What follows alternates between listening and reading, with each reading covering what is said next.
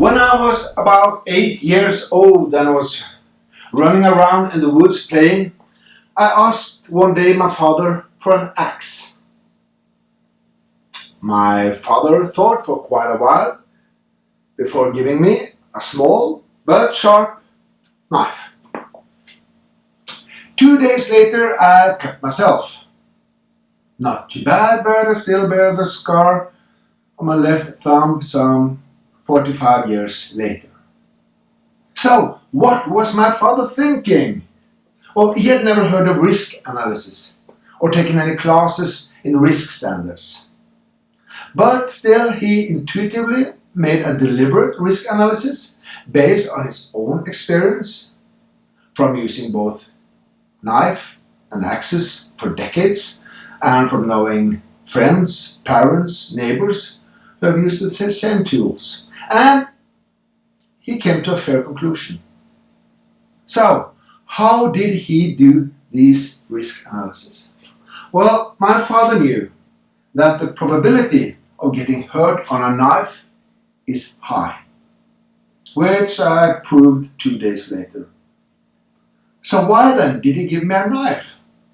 Well, when my father was just a kid himself, he grew up in a village, and next door there was 2 kids about his same age. Now, one day, these 2 brothers were playing around with an axe. And, well, some stories do not get funny even after a long time. And the smallest boy lost several fingers that day.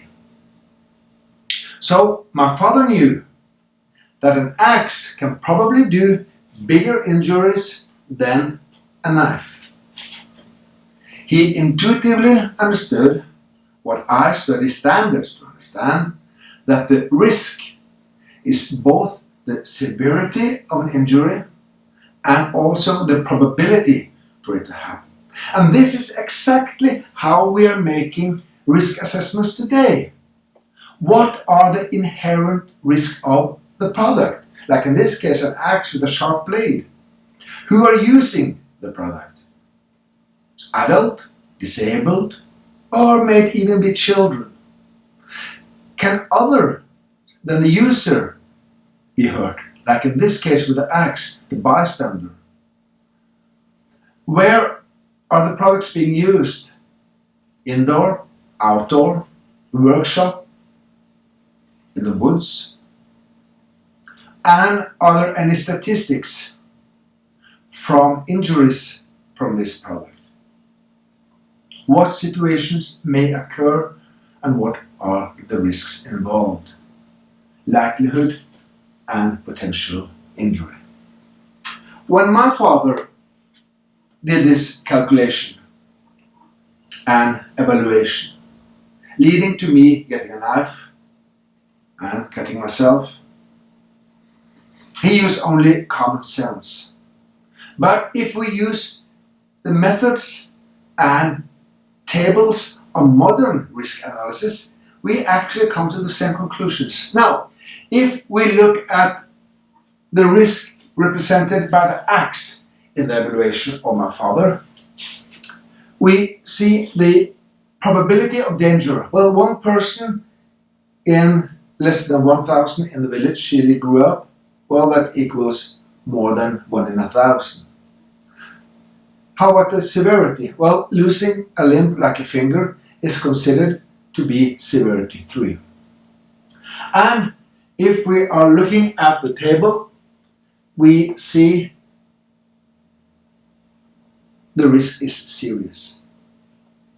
Now, if we look at the risk the knife represents in the evaluation of my father, we see that the probability of danger, well, almost half he knew would at some point cut themselves on a knife, so say it's more than 1 out of 10.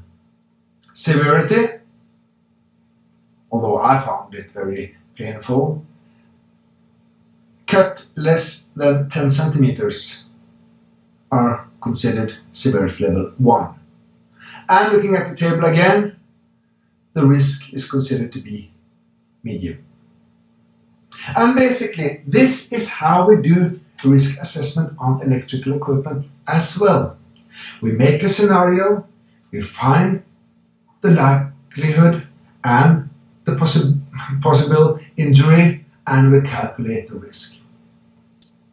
Now, if you go into Wiki and make a search for report for risk assessment, you will find a quite short, simple and practical guide on how to do a risk assessment, complete with a small report and some hints even. And of course, if any questions, do give us a call.